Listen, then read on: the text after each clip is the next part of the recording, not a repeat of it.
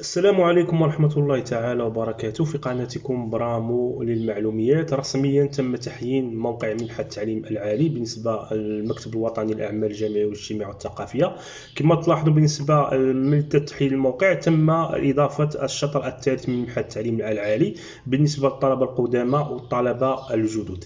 إذا بالنسبة للموقع في تحيين، ولكن لحد الساعة باقي ما تصرفاش المنحة. على أن يتم صرف المنحة إما اليوم بالمساء، اليوم بالليل، ولا الأسبوع المقبل ان شاء الله.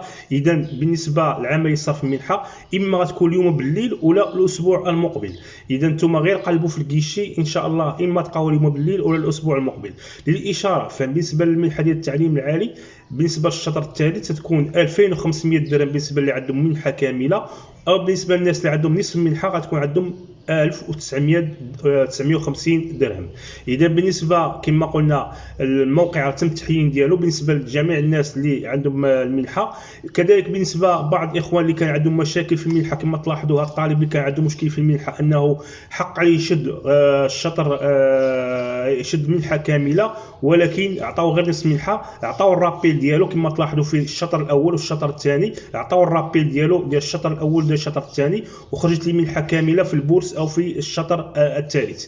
اذا بالنسبه للناس اللي عندهم المنحه ديال التعليم العالي بالنسبه لهذه السنه، اما الطلبه القدامى او الطلبه الجدد يدخلوا الموقع باش يشوفوا الوضعيه ديال المنحه ديالهم.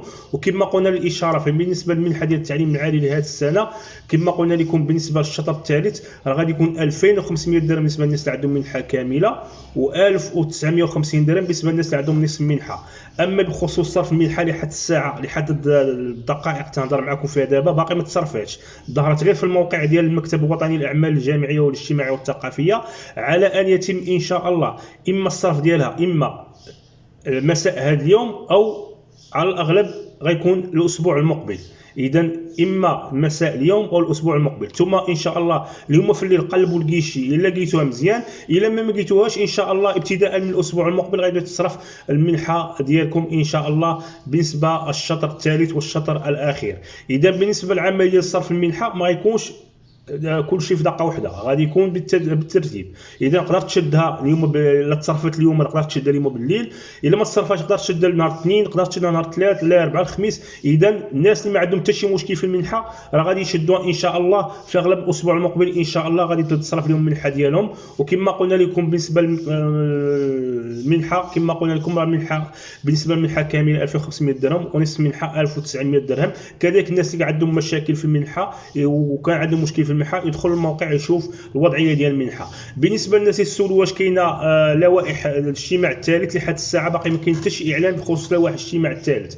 في حاله الا كانت شي لائحه ديال الاجتماع الثالث غادي نعلمكم ان شاء الله في القناه ديالنا برام معلوميات، والصفحه ديالنا على الفيسبوك برام التوجيه، وكاين الصفحه ديالنا على الانستغرام برامو انفو اللي غتلقاوه في الديسكريبشن اسفل الفيديو. وما تنساوش انكم تدعمونا في القناه ديالنا برام معلوميات ان شاء الله. بخصوص المدارس والمعاهد بعد البكالوريا، اي مدرسه ان شاء الله غتحط بخصوص تسجيل في المدارس والشروط ديالها، المدارس العسكريه او المدارس العليا ديال المعاهد وكذلك الجامعات، راه غادي نحطهم لكم كل شيء في القناه ديالنا برام معلوميات بالنسبه للشروط وطرق التسجيل وكذلك التتبع ديالكم بالنسبه للنتائج ديال الانتقاء، وكذلك بالنسبه للوائح النهائيه بالنسبه للناس اللي غيتقبلوا في هذه المدارس. اذا كل شيء هذا الشيء تلقاوه في القناه ديالنا برام معلوميات، ونتمنى لكم التوفيق والسلام عليكم ورحمه الله تعالى وبركاته.